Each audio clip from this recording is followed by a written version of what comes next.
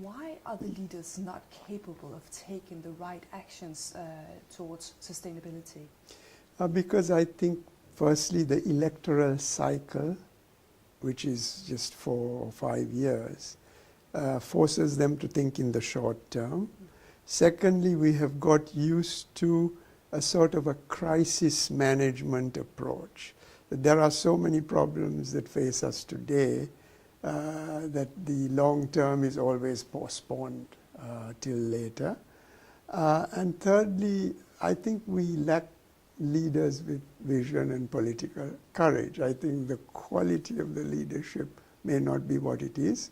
We hope that such leadership will emerge before a crisis happens. Because certainly when a crisis happens, somebody, or he or she, will emerge to lead us out of it. But by then, millions of people will be dead and so on.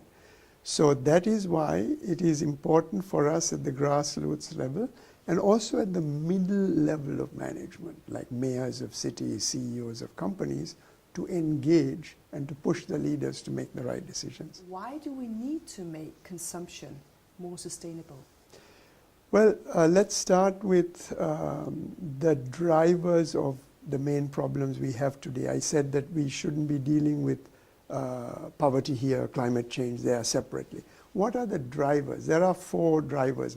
One is the way we consume, the patterns of consumption. The second one is production and the technology we use. The third one is governance, and mainly misgovernance. And the fourth one is, of course, population. So dealing with the first 2, which the business community can relate to, basically there are 3 inescapable facts that dominate. One is that we are using more than 1 planet's worth of resources. At the moment we are using 1.5 equivalent Earths. That means we are eating away our natural stock of capital. The second inescapable fact is there are 1.5 billion or more poor people, and we have promised them to raise them out of poverty. And the third fact is that of the present consumption, 85% is done by about the 20% of the richest people. So the richest people are consuming more than 1 planet worth, and we are still promising the poor to raise them out of poverty. Where are the resources? How do we convince consumers, the rich people then, that we need to have a more sustainable future? Well, basically, the proposal I made at the UN has 2 parts, right? We start with the poor. The first principle of the Millennium Consumption Goals supports the Millennium Development Goals, which already exist. The first principle says every human being on the planet is entitled to the basic needs. Okay, so that's energy, water, food, but also health, education, and so on. That has to be guaranteed. The second one deals with your question, which is how do we make the lifestyles and consumption patterns of the affluent more sustainable? And here, I think this is not a question of a hard sell, that we are not having a consumption police coming and telling everybody what they can consume. Instead, we are looking to build momentum more with voluntarism and appealing to enlightened self-interest. So, for example, there is a lot of food waste, there is obesity, there are lifestyles which are actually causing people illness and early death, affluent people. They can actually reduce their consumption and live a better life and longer. So you start by that, which is the easy part of reducing or making consumption more sustainable. But then there is the next stage in which you want to shift away from consumerism and consumption of material goods to other things that give satisfaction. For example, I'm working with the Kingdom of Bhutan, where the king has promoted a concept called gross national happiness to replace gross national product. And the UN Secretary General has appointed a small group of scientific people to help. Now, What is this? It's basically saying that material consumption is important, especially for the poor, to bring them out of poverty, but it's not the only thing. There are other things that give satisfaction.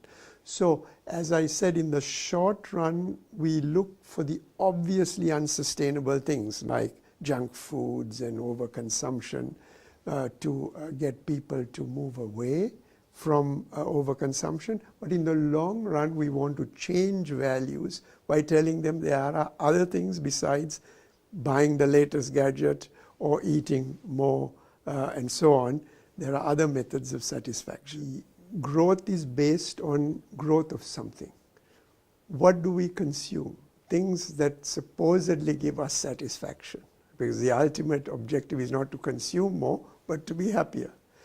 So the first thing is you have to change the structure of production and consumption away from the material intensive path that the Western countries have followed over the past 200 years.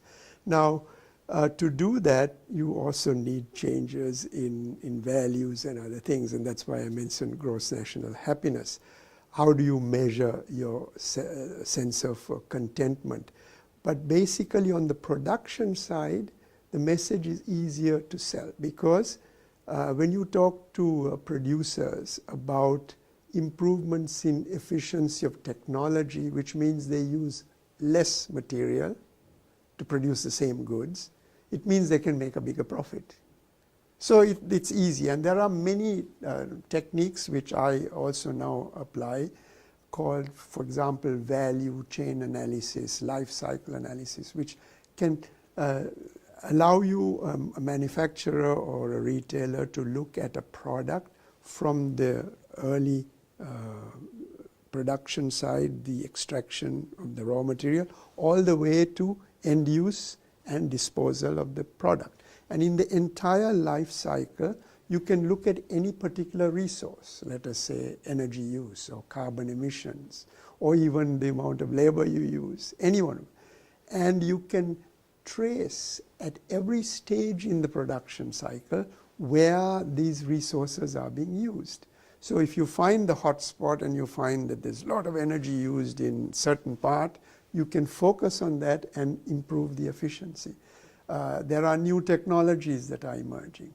So on the production side, you can have a win-win kind of point where you say you can be more sustainable, but you can make a bigger profit.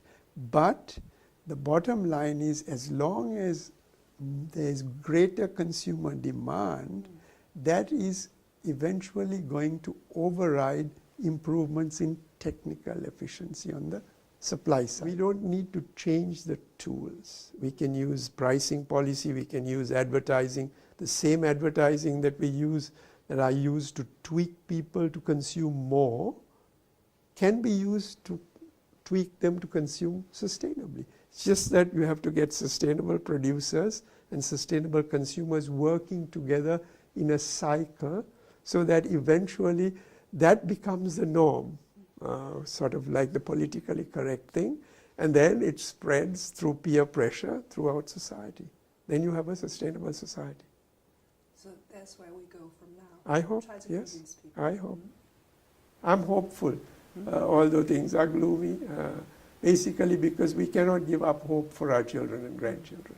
It's simply not fair that our grandparents saved for us to live better today, to have a better lifestyle through their investment.